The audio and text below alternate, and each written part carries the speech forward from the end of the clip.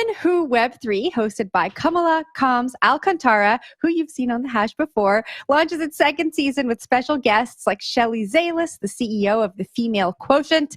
Let's take a look at a sneak peek. I think the most important part of Web3 is women always think they have to be perfect. Web3 is in its infancy, and men are also learning. Men don't know how to download a wallet either. Nobody does. Everyone is making mistakes. And that's the beauty, is no one has a clue what they're doing. And so we're all in the beginning, and that's what's making it all neutral. We're in neutral territory. We're all learning at the same time. Joining us now is host Kamz Alcantara. Welcome back to The Hash, Kamz. Hey everyone, how are you? So happy to be here.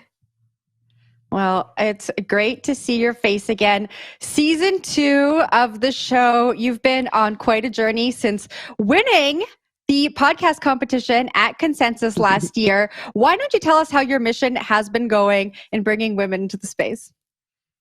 Oh my goodness. We get women inboxing us, DMing us, emailing us nonstop every week to be on the show. And we get a lot of women telling us, wow, I learned so much. Oh my gosh, I opened my first wallet today. I got my first job in Web3 today. They're learning a lot from our experts that we bring on and our guests. In the first season, we focused on educating women about Web3, starting with what is Web3? What is crypto? And we have brought on Laura Shin and Sandy Carter to really break down everything for them in a way that they could understand it. Towards the last half of the season, we addressed the metaverse and the importance of owning your digital identity, taking charge of your bank account, and unpacking the importance of promoting belonging, inclusion, and women in leadership, especially in the Web3 space. Then we rounded out the season with understanding DeFi with our very own Sheila Warren and cybersecurity. So now in season 2, we're inviting completely new guests. The lineup is packed with powerhouse women leading the way in gaming, AI, sustainability, fitness.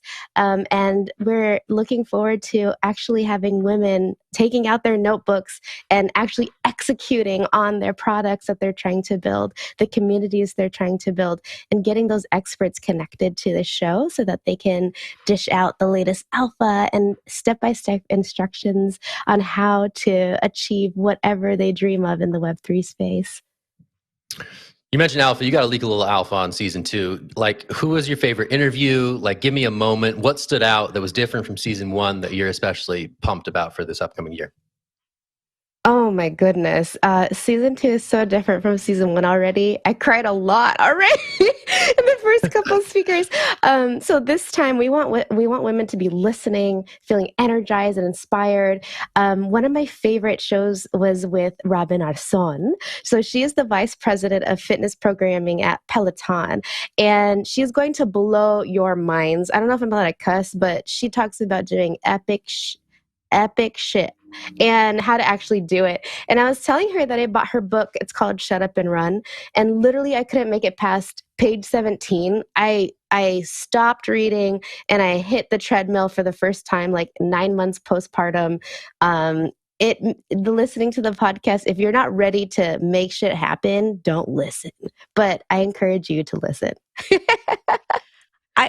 I actually love that you talked about getting back on the treadmill 9 months postpartum, because I had really horrible postpartum. And it's important to kind of talk about these things. And I feel like we don't talk about this stuff enough, especially when we're like in this big tech world. And it's important to let people know, yes, this is real. Yes, this type of stuff happens, and kind of segue it into how to improve quality of life for others and really just kind of inspire other people, regardless if it's men or women. So thank you for sharing that. I wanted to applaud you for that. It's not easy to share sometimes.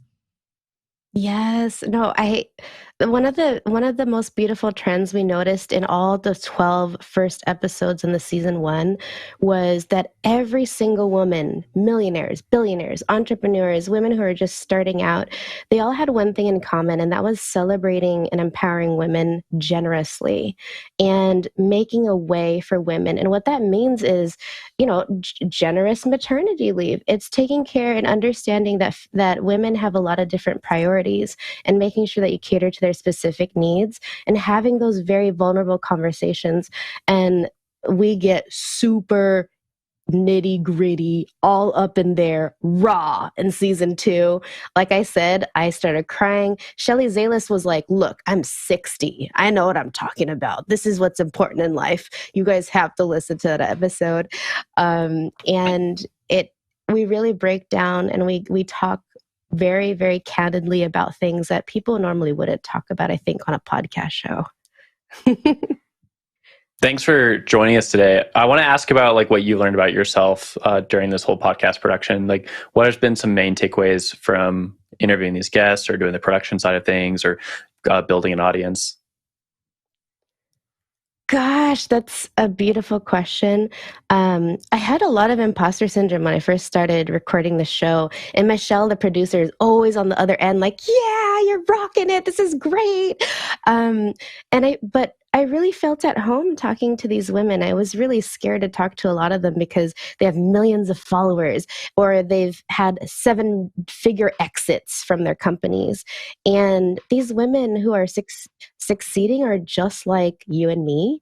They care about their children. They care about their husbands, their families. They're trying to find love just like we are. And really, you just have to be your authentic self when you're navigating Web3, when you're navigating the world. And you really have to lead with kindness and lead with understanding the other person's struggles and really catering to not only your needs and putting your needs as number one, but helping others along the way as you can, when you can, and you'll be successful. And I learned so much about failure being a progress. It's like your progress all the way to success. And I'm cheering everyone on. And I realized that about myself, that I love to celebrate women and empower women in any way that I can.